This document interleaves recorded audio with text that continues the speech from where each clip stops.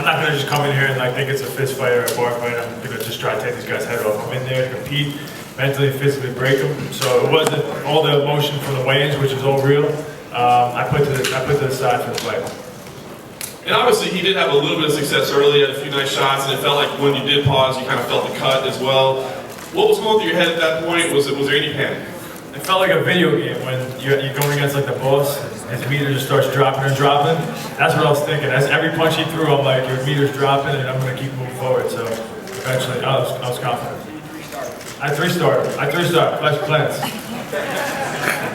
He knocked some of my balloons down, but I kept on going. And last one knows what I meant. Everyone else is just laughing for no reason.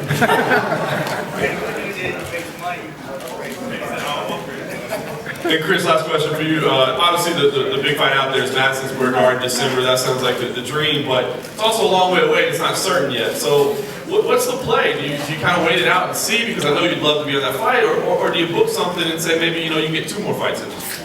I'll tell you what, I'm not missing the Madison Square Garden fight. That's for sure. So. That's all I really care about. I was asking about Jacare or Rockhold. Honestly, it doesn't matter. I want to fight either one of them, but in Madison Square Garden, as long as I'm in that venue, I'm a happy man. That's a dream.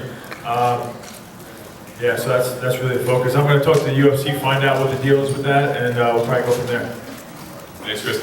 Andre, if I could. So was Raya. I talked to the commission. They said he passed all the pre-fight tests. So what do you know that we don't know?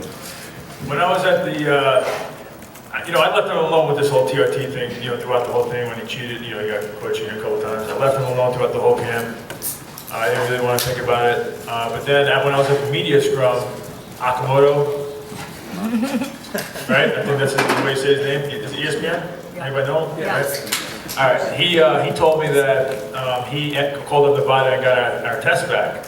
And that he got both my scores were like 370 and 370 both times, which is on the low side, but we're in training camp, so we're killing ourselves. And this is like from 2 weeks ago and like 4 weeks ago, so it's in the heat of the training camp. His was 500 and then 1200.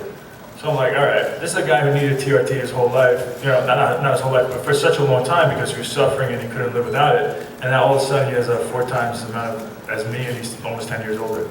So there's something that's happening with it. And I wouldn't say it if I didn't think it was messed up. So I just think it's messed up. That's all. That's what I kind of said to him, and it pissed me off. It didn't really bother me when Akamoto told me, I'm like, yeah, whatever, I'm fighting him anyway, I don't care.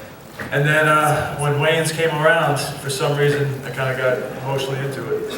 And but when it came down tonight, I kind of just put it all to the side and just, it was a competition.